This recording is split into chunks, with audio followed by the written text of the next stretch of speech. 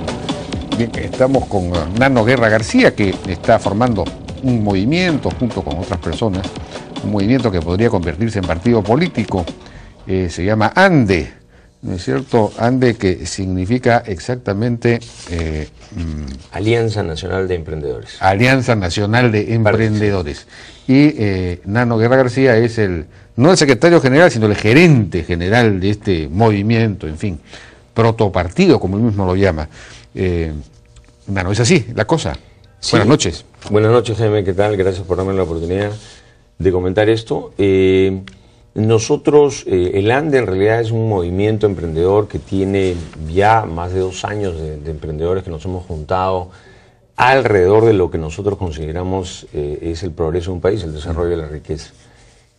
Apoyamos a Fuerza Social con Susana Villarán en su proyecto para ir a la Municipalidad de Lima. Ahora estamos avanzando de manera independiente y queremos volver a las raíces de lo que desde un inicio fue nuestra intención, hacer un movimiento que se proponga renovar la política peruana, entender quiénes generan la riqueza en nuestro país, que son los emprendedores, buscar que los emprendedores no sean pues perseguidos, atacados por el Estado, ¿no? Y no hablo solamente de emprendedores empresariales, sino emprendedores del arte, emprendedores del deporte, todo aquel que quiera avanzar por su propia cuenta sin estar esperando a que alguien venga a hacerle las cosas, ¿no? A hacerle las cosas o a regalarle... O a regalarle algo. Pero por lo general le dificultan las cosas, ¿eh? Exactamente. Ese es uno no pide que le regalen ni que le den cosas.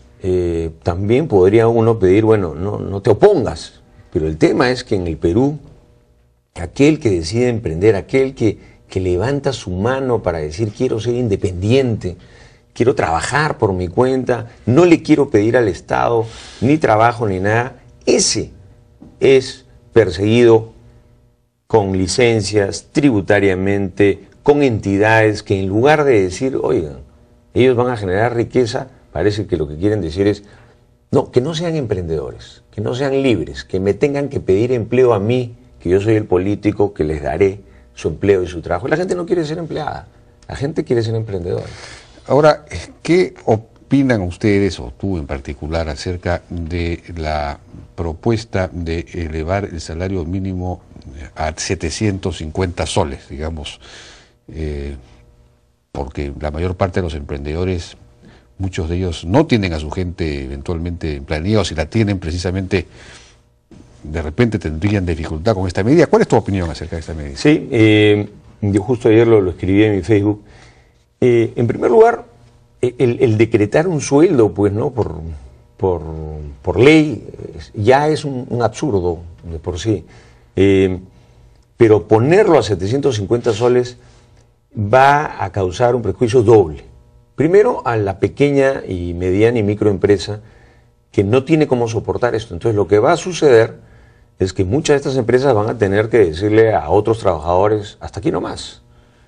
Y eso va a perjudicar a trabajadores, es decir, siempre que se han aplicado este tipo de medidas de subir el sueldo mínimo, de hacerle a la gente creer en la ilusión de que yo voy a aumentar tu sueldo vía decreto o vía ley, termina siendo perjudicial sobre todo para la pequeña y mediana y microempresa. La gran empresa va a poder soportarlo. Claro. Eso debería ser quizás para la gran empresa, y pare usted de contarlo, ¿no? Y va a beneficiar a un grupo muy pequeño.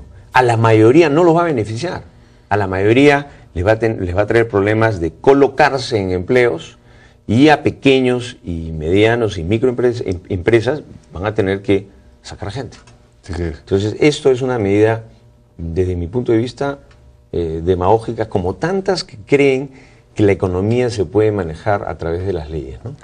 Y estos programas asistencialistas que han sido ofrecidos por el candidato ahora presidente electo y mañana ya presidente en ejercicio, Ollanta Humala, y que se aplicarían, por ejemplo, Pensión 65 como un programa prácticamente universal a todos los que no tienen pensión, que son el 80%, y cosas de ese tipo, la extensión a 900.000 familias del programa Juntos, y todos estos programas de repartición de dinero.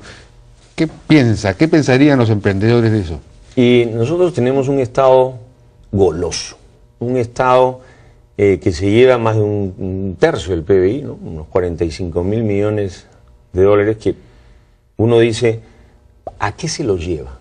Se los lleva para redistribuir, ¿no? Porque la palabra de moda y en la última campaña ha sido redistribuir la riqueza. Nosotros siempre decimos, en el ANDE decimos, primero no se redistribuye aquello que no ha sido creado.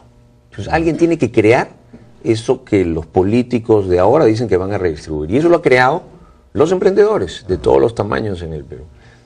Y se lo hemos entregado al Estado para programas sociales, para transporte, para obras que han demostrado no ser capaces de realizarlas. Es decir, hoy lo que pretendemos es decir, no, lo que sucede es que faltaba más dinero.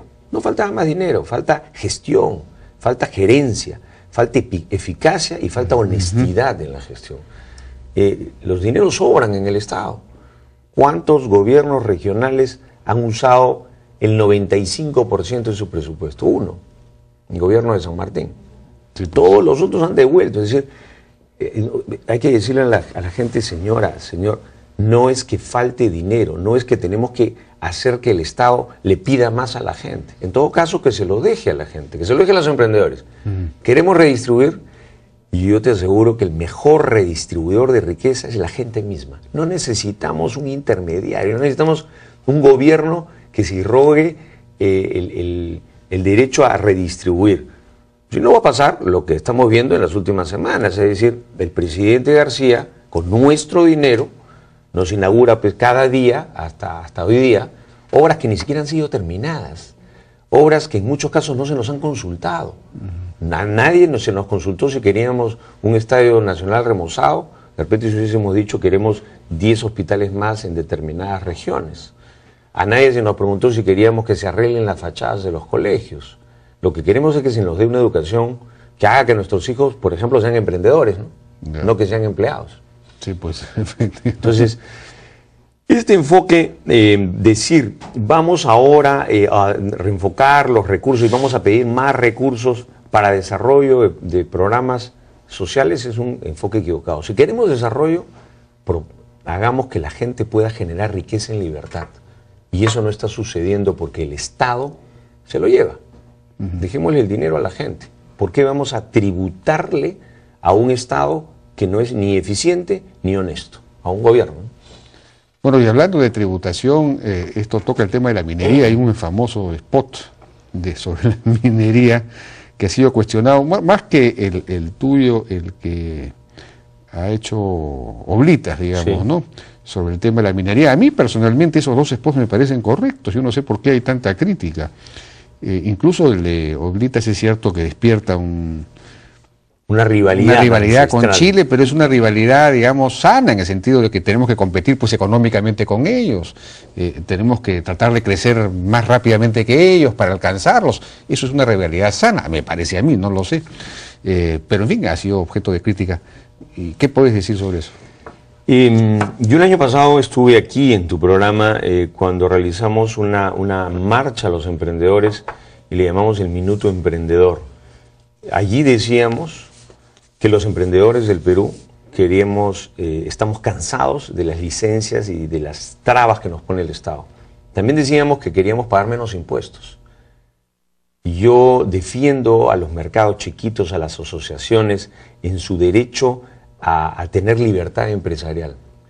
Si un gremio grande también me pide defender lo mismo, yo puedo ser y debería ser coherente con eso. No. Sin embargo, eso no me pidió la Sociedad de Minería. Y si uno ve mi spot, yo en mi spot comento algo que es cierto, que es que la minería otorga posibilidades de trabajo y desarrollo en cadenas productivas en el Perú, lo cual es cierto. Gracias. Yo admiro a gente como Alberto Benavides. En mi primer libro, Los secretos del carajo, yo narro una entrevista con Alberto Benavides y digo, si el Perú tuviese 10 Albertos Benavides, tendríamos pues muchísimo más dinero todos. Claro. ¿Cuánto dinero ha dejado Alberto Benavides en las arcas peruanas porque fue un emprendedor que renunció a su trabajo, se fue al lomo de burro y de mula a Cajamarca a encontrar oro donde nadie asumía que había oro? No. Esa es la gente que nosotros necesitamos para desarrollar y pronunciarse en favor de una minería responsable, de una minería que genera trabajo. Yo no lo considero, para mí, ningún escándalo ni ninguna cosa mala. Al contrario, sí creo que también con la misma firmeza habrá que protestar cuando haya mineras irresponsables y cuando haya mineras contaminadoras, que las han habido, pero eso son cosas diferentes. De acuerdo.